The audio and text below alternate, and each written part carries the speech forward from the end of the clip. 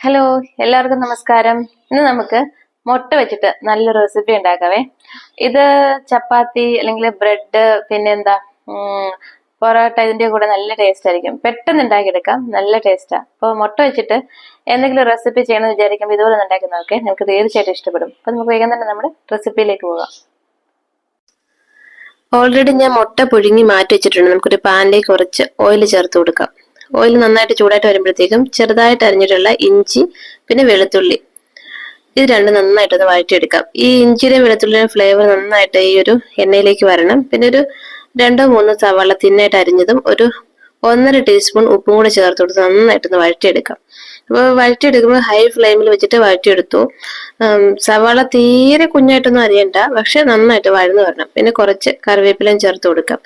തീ കൂട്ടി വെക്കുകയാണെങ്കിൽ ഇത് പെട്ടെന്ന് തന്നെ വഴന്നു വരും, പക്ഷെ ഇങ്ങനെ കരിഞ്ഞൊന്നും പോകരുത്. 1/2 ടീസ്പൂൺ മഞ്ഞൾപ്പൊടി, 1/4 ടീസ്പൂൺ മുളക് പൊടി, കുരുമുളക് പൊടി ഇത്രയും ചേർത്ത് കൊടുത്ത് നന്നായിട്ട് വഴറ്റിയെടുക്കാം. അപ്പൊ ഈ കുരുമുളക് പൊടിയുടെ അളവും അല്ലെങ്കിൽ മുളക് പൊടിയുടെ അളവൊക്കെ നിങ്ങളുടെ ഇഷ്ടാനുസരണം നിങ്ങൾക്ക് മാറ്റം വരുത്താം കേട്ടോ.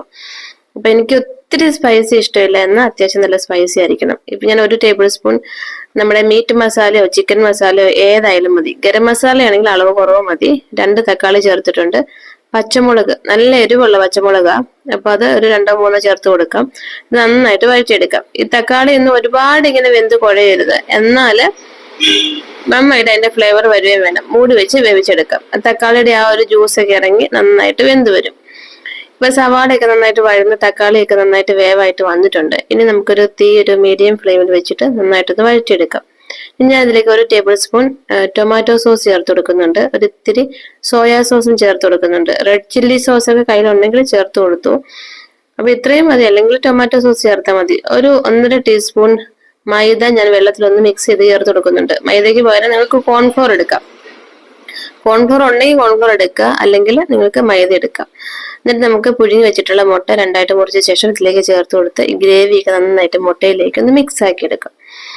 അപ്പൊ നമ്മൾ ഗോബി മഞ്ചൂരിയൻ ഒക്കെ കഴിക്കുന്നത്, അതുപോലെ തന്നെ എഗ് മഞ്ചൂരിയൻ, ഇത് ചപ്പാത്തിയുടെ ഒക്കെ കൂടെ നല്ലൊരു കോമ്പിനേഷൻ ആണ് കേട്ടോ. ബ്രെഡിന്റെ കൂടെ കുട്ടികളൊക്കെ സ്കൂളിൽ വിട്ട് വരുമ്പോഴത്തേക്കും ബ്രെഡും ഈ ഒരു എഗ് മഞ്ചൂരിയനും അല്ലെങ്കിൽ ചപ്പാത്തി പൊറോട്ട എന്തിന്റെ കൂടെ നല്ല ടേസ്റ്റാ. കുറച്ച് കറിവേപ്പില, നിങ്ങൾക്ക് മല്ലിയില ഉണ്ടെങ്കിൽ മല്ലിയില ചേർത്ത് കൊടുക്കുക. എൻ്റെ മല്ലിയില ഇല്ലാത്തതുകൊണ്ട് ഞാൻ കറിവേപ്പില ചേർത്ത് കൊടുക്കുന്നേ.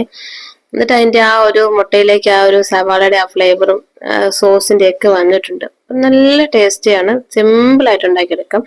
പിന്നെ ക്യാപ്സിക്കം ഉണ്ടെങ്കിൽ ക്യാപ്സിക്കം ചേർത്ത് കൊടുക്കാം കേട്ടോ. ക്യാപ്സിക്കം ചേർത്ത് കൊടുക്കുന്നത് നല്ലതാ. അപ്പം എല്ലാവരും തയ്യാറാക്കി നോക്കിയിട്ട് ഫീഡ്ബാക്ക്സ് അറിയിക്കാൻ മറക്കരുതേ. Thank you, take care, by.